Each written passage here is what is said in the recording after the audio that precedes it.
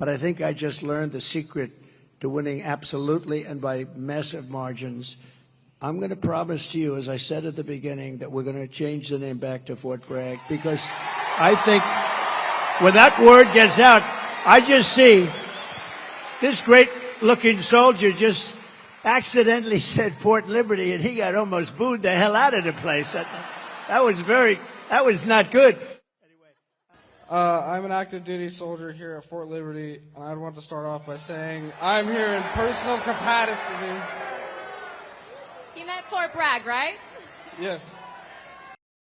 They asked him, what do you think about Iran? Would you hit Iran? And he goes, as long as they don't hit the nuclear stuff. That's the thing you want to hit, right? I said, I think he's got that one wrong. Isn't that what you're supposed to hit? I mean, it's the biggest risk we have. Nuclear weapons, the power of nuclear weapons, the power of weaponry. You know, I rebuilt the entire military, jets, everything. I built it, including nuclear, and I hated to build the nuclear, but I got to know firsthand the power of that stuff, and I'll tell you what, we have to be totally prepared. We have to be absolutely prepared. But when they asked him that question, the answer should have been, hit the nuclear first and worry about the rest later. And that's what they should. That's what if they're going to do it. Freedoms that North Carolinians have been fighting for over 200 years.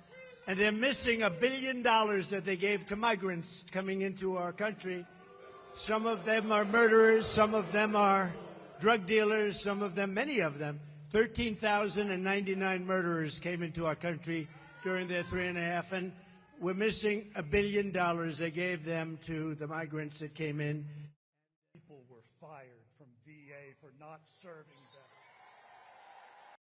veterans. And you had 16,000 drug traffickers. You had numbers that nobody's ever seen, 645,000 criminals overall. They're in our country. Nobody has any idea. They're from places unknown. Nobody knows who they are, what they are, but we know that we have over 600,000 people released into our country, along with the ones that you were talking about, the 21,000. But of them, 13,000, more than 13,000 are murderers. And some were on schedule to die. They were scheduled for the death penalty. And we have them now nicely ensconced in our country. I'll tell you what, with back pay.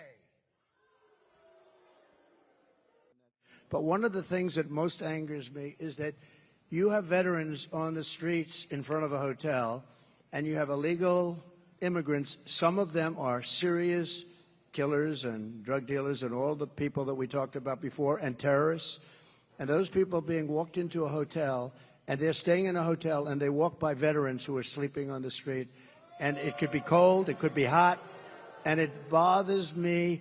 If we stop, if we close our walls, we're going to be able to handle it. They are spending so much money on taking care of the illegal migrants, now we call them. We used to call them illegal aliens. I call them whatever the hell I want to call them. So do you. But they're not supposed to be here.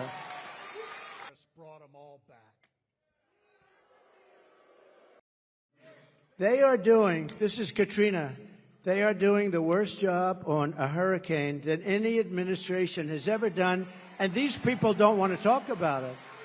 They don't want to talk about it. People are saying it's the worst job, and you people know it. A lot of you people know it because you're here. But they've done the worst job. Kamala has done the worst job.